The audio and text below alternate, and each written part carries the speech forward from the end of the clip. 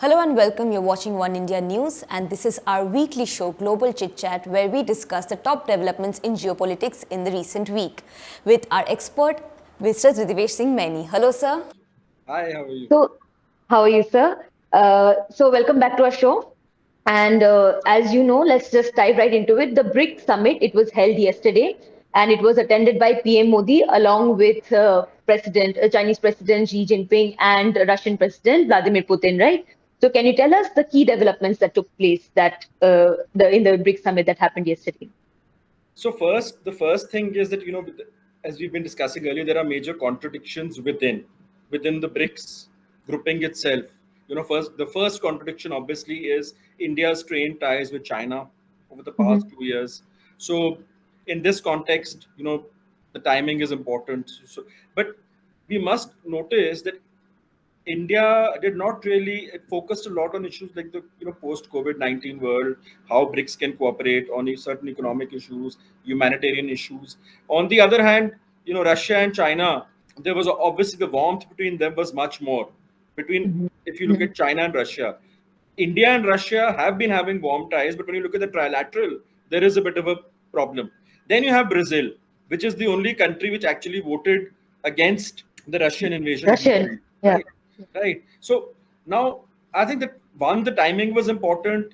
You can say symbolically it was important, but in terms of outcomes, I think each country has different priorities. So I don't think that it could pave the way for some sort of, let's say, between reducing of tensions between India and China. But otherwise, also, given the global economic situation and the challenges which countries are facing, I don't think anything really tangible can work out in the economic sphere between BRICS. And in any case, even before COVID-19 and all, there have been questions over the viability of BRICS given the changing geopolitical situation globally. So I think symbolically important, but in terms of outcomes, tangible outcomes, highly unlikely that something major will come. Right, right.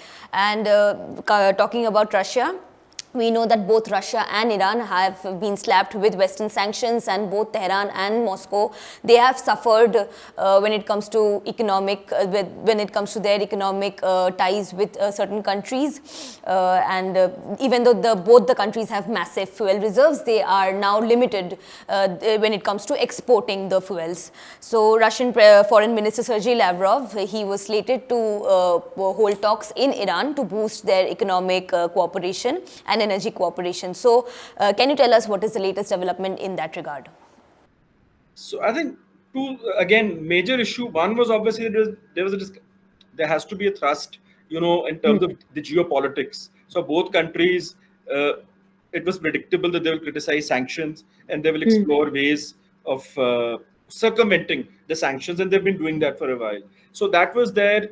Russia categorically said that it would play a proactive role in the revival of the nuclear deal, 2015 Iran nuclear deal, which in recent weeks, the prospects of it reviving have been sort of reducing because of both sides being rigid. Though Iran has removed one condition, So, but I think so. Russia again is trying to. It has gauged the fact that one, the nuclear deal is not moving ahead much. Mhm. Iran is looking for various options, right? Mhm. And the other contradiction here is that of late, China has been buying much more oil from Mhm. Russia at cheaper prices, and that has obviously dented Iran. So the Mhm. Iran, China, Russia trilateral also has some contradictions, but broadly because of the anti-American sentiment, obviously Mhm. there is a common ground. The fact that this was done right on the eve of the BRICS summit was also a message to the West that Russia is looking at building an alternative narrative. So I think the part about circumventing sanctions, and also there are also projects which, because even the Iranian foreign minister recently visited India, and India, Iran, and Russia in terms of trilateral connectivity also, some projects have been conceived. So that is another part. So how do whether this anti-Western sentiment can So the actually be whether there can be a tangible narrative, and whether you can get countries which also have good relations with the US on right. board, for Mhm. certain areas, that remains to be seen. Like what other countries that can come on board, which For have a instance, good obviously, relation with like US? when you look at, if you look at the case of India, the India Right. Iran Russia trilateral is one thing. Then in terms of economic relations, even Europe has been looking for good relations with Iran. But obviously, Europe has then made major strained ties with Russia, right? So from the Russian point of view, this was significant. But will this lead to anything more than the bilaterals, which probably Russia is aiming to work out? Achieve. I don't Yeah. think that again is, it's going to be simple. Right, right. So, speaking of the Iran nuclear deal, the Saudi Crown Prince Mohammed bin Salman has paid a visit to Egyptian leaders and signed $7.7 billion in 14 separate trade deals. And reports suggested that this visit reflects a preparation for a visit by Joe Biden. So, what can you tell us about this entire scenario in the Arab country? The first thing which you need to look at is the visit of Joe Biden in July. So the Right. main aims of that one is obviously to broadly, get the U.S.-Saudi relationship back on track, which suffered some sort of setback because of, the personal relationship between Biden and MBS not being that great. Crown Prince Mohammed bin Salman. Mohammed bin Salman. Right. So that's the first point.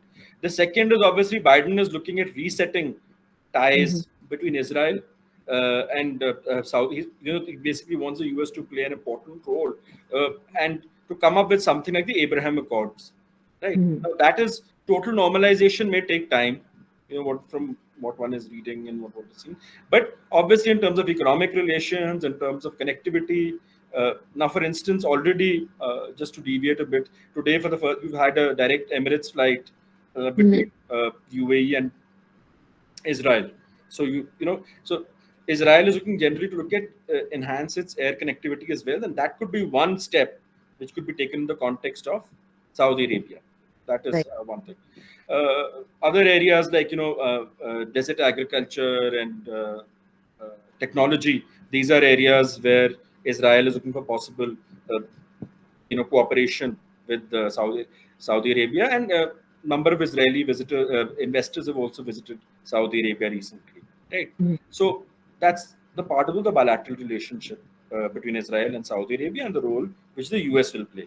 Then you have Saudi Arabia, which has generally been doing a course correction. So while countries like Israel or Turkey have been doing this course correction in the Middle East from the point of an economic dimension, because Turkey goes to polls next year, they have economic issues. So Turkey has been resetting its ties with uh, UAE and Saudi Arabia.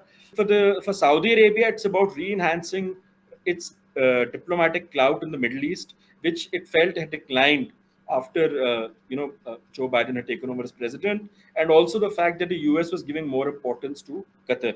So for Saudi Arabia, that is important, and that is why if you look at this whole Middle East, this trip, the focus has been on get sending out a message that the Saudi Arabia is a key player in the Middle East. That is a major Right. thing. So I think it's always diplomacy is one about the tangibles, that what are you going to get in economic terms, what are you going to get in security terms, and then you have symbolism, which is very important, right? So this is a sort of on the eve of Biden's visit.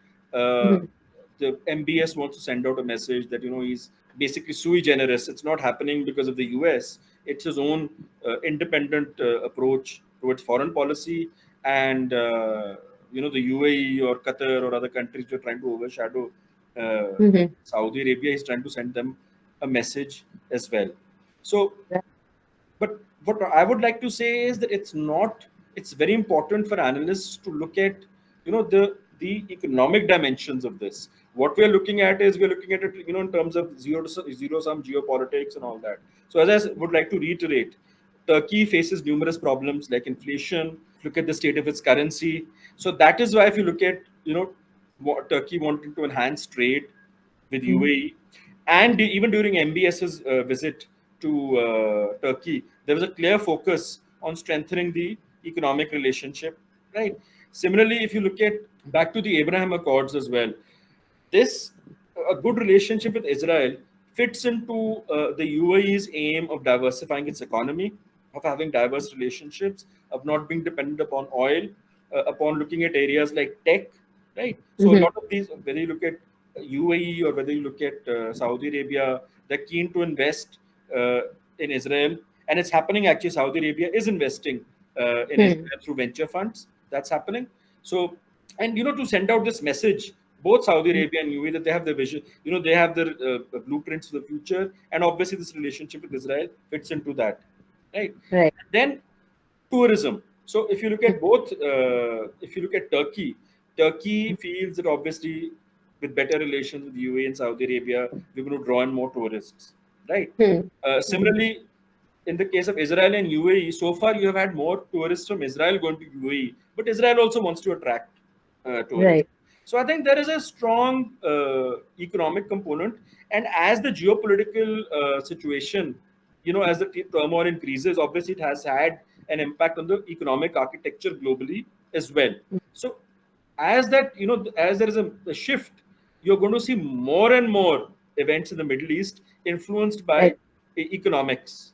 For the US or for outsiders, this may be a purely geopolitical game, but there's a Mhm. strong economic thrust to this, which needs to be looked at. And actually, every region after a point, if you look, it's not only about the zero sum geopolitics, it's also about economic needs. And I guess this is what globally, Mhm. post pandemic, post the Ukraine crisis, if you look at whether you look at our neighborhood or whether you look at elsewhere, there are multiple economic challenges which each country is facing, and countries have had to shed uh, their dogmas, and they have also, in certain cases, probably even if you look at the relation between countries, like the Middle East is a perfect example. That has happened in other parts of the world, and probably there are lessons for our Mhm. region to draw from the. I mean, if you look, because each Right. South Asia also there are massive problems. So I think if you look at the flexibility shown in the Middle East by various countries, there is a clear Mhm. takeaway Mhm. for South Asia, India and its neighbors, also to look at such an Right. approach, and to look at economic cooperation, to look at things, giving a fillip to tourism. That obviously needs political leadership, that needs to look beyond just emotive issues or divisive politics and all that.